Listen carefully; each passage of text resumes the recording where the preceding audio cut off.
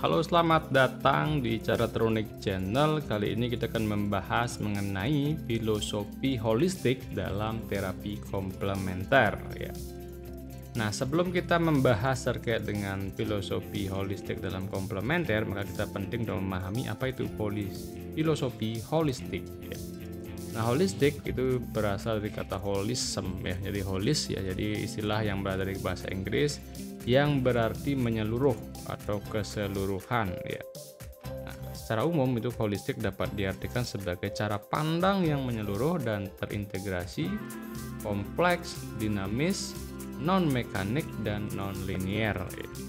Jadi dalam pendekatan keperawatan atau perawatan kesehatan yang mempertimbangkan bahwa cara pandang yang keseluruhan sebagai seseorang pribadi atau pasien ya.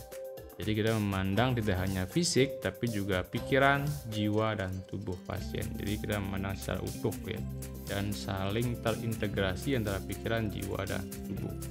Nah, itu pemahaman atau filosofi holistik ya, yang perlu dipahami bahwa manusia itu tidak hanya tubuh fisik saja ya. Jadi ada banyak dimensi yang lain juga ya.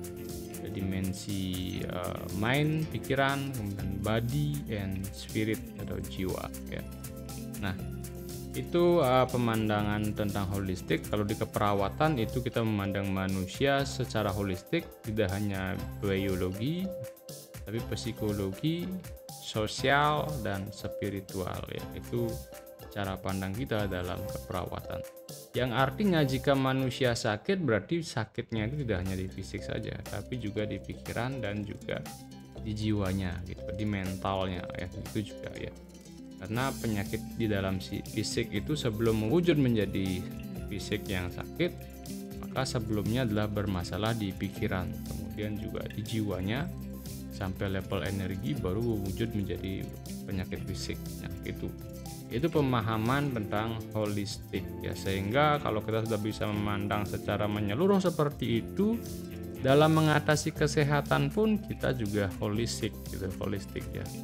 Jadi nggak bisa mengatasi satu fisiknya saja ya, kemudian mengabaikan faktor-faktor yang lain gitu ya.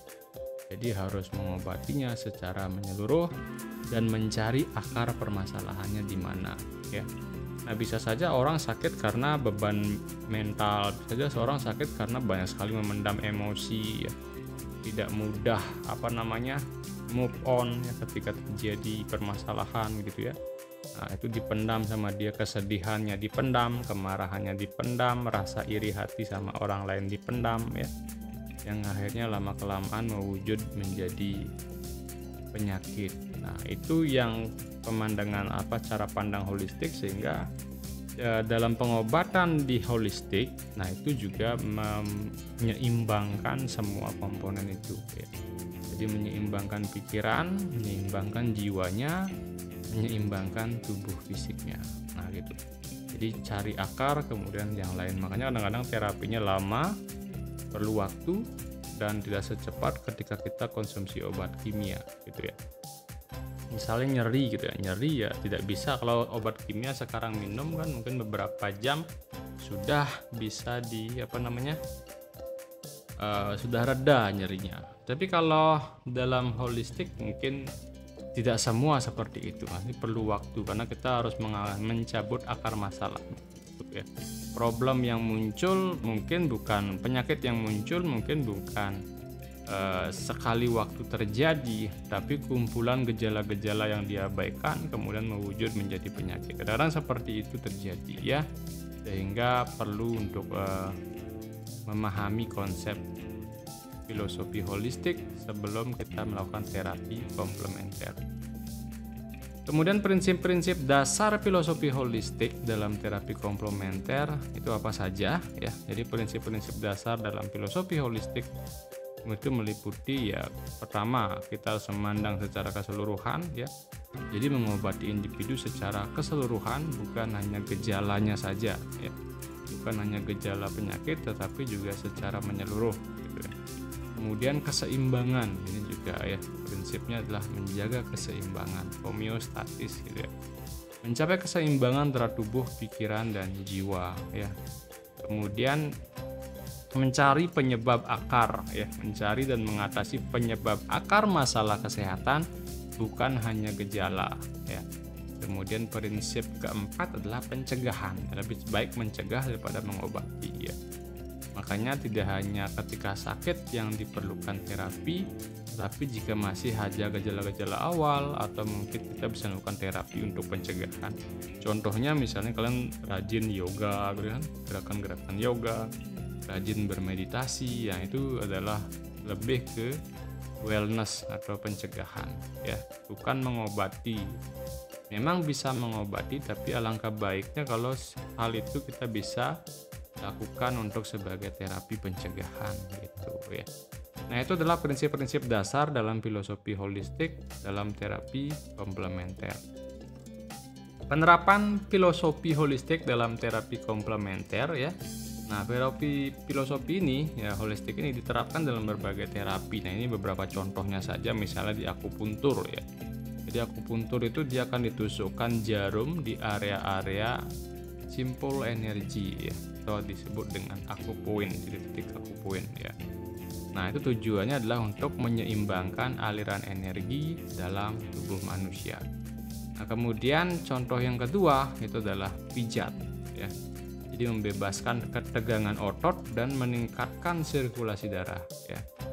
Jadi dengan terapi masas dan pijat, nah itu untuk membebaskan ketegangan otot dan meningkatkan sirkulasi darah. Ya, ketika sirkulasi darah lancar, kemudian ketegangan otot juga rileks ya, itu juga akan membantu proses penyembuhan gitu ya. Kemudian yoga ya, jadi gerakan-gerakan menggabungkan gerakan fisik, pernapasan, kemudian konsentrasi dan meditasi. Nah, itu disebut dengan terapi yoga ya. Nah, itu untuk menggunakan cara pandang filosofi holistik ya, dalam terapi komplementer. Kemudian yang keempat adalah herbalism ya. Jadi menggunakan tanaman obat untuk menyembuhkan berbagai penyakit ya. Nah, itu cara pandang, jadi salah satu contoh dari terapi komplementer dan penerapannya dalam cara pandang filosofi holistik. Mungkin agak sulit dipahami, artinya banyak orang merasa mungkin ya kalau kita lihat ya. Makanya kalau dengan filosofi dan prinsip ini, makanya terapi akupuntur, kemudian terapi pijat, terapi yoga, herbalism ya. Ini perlu waktu untuk proses penyembuhan ya. Jadi nggak bisa sekali waktu langsung terjadi proses penyembuhan. Jadi dia perlu waktu untuk proses penyembuhan ya. Nah, itu penerapan filosofi holistik dalam terapi komplementer ya. Jadi nggak bisa langsung seperti obat kimia, misalnya kita konsumsi paracetamol, kemudian langsung turun beberapa jam setelah masuk zat kimia ke dalam sirkulasi darah, dia akan turun panasnya. Kalau ini mungkin perlu waktu ya. Makanya disebut dengan terapi komplementer. Jadi bukan untuk mengganti terapi utama, tapi bisa untuk menambahkan terapi untuk menguatkan efek pengobatan pada terapi pertama, atau lebih ke untuk mencegah terjadinya penyakit. Nah, itu prinsip-prinsip filosofi holistik. Karena kalau kita tahu bahwa terapi medis konvensional itu hanya fokus ke fisik gitu misalnya. Nah, terapi komplementer karena dia lebih menyeluruh dalam memandang manusia, dia menjadi komplement tambahan dalam proses penyembuhan, sehingga lebih cepat proses penyembuhannya ketika dikombin dengan terapi medis konvensional ditambah dengan terapi komplementer, atau mencegah terjadinya komplikasi yang lebih lanjut. Nah, itu contohnya ya dalam penerapan filosofi holistik dalam terapi komplementer. Kemudian manfaat terapi komplementer berbasis holistik. Terapi komplementer berbasis holistik menawarkan beberapa manfaat. Yang pertama adalah mengurangi stres dan kecemasan. Jadi membantu pikiran menjadi lebih tenang ya. Bahwa pikiran ini menjadi peranan penting dalam kesehatan tubuh manusia. Karena segala sesuatu itu koordinasinya adalah melalui pikiran. Sistem saraf itu menyebar ke seluruh tubuh manusia yang dikoordinir oleh pikiran.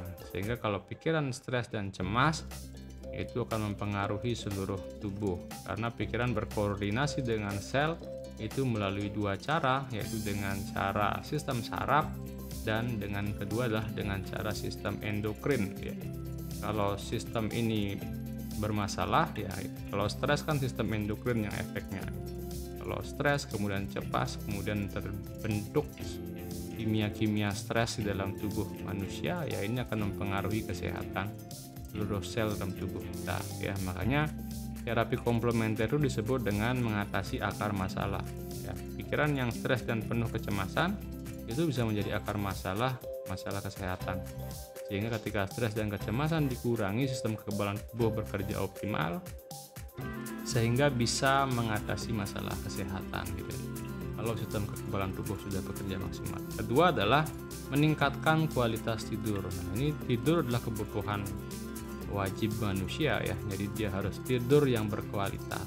Nah, terapi komplementer ini mendukung siklus tidur yang lebih baik dan berkualitas, sehingga kalau kualitas tidur bagus juga korelasinya ke sistem kekebalan tubuh bagus, regenerasi sel berjalan dengan baik ya, sehingga proses penyembuhan dan pemulihan lebih cepat terjadi dengan terapi komplementer.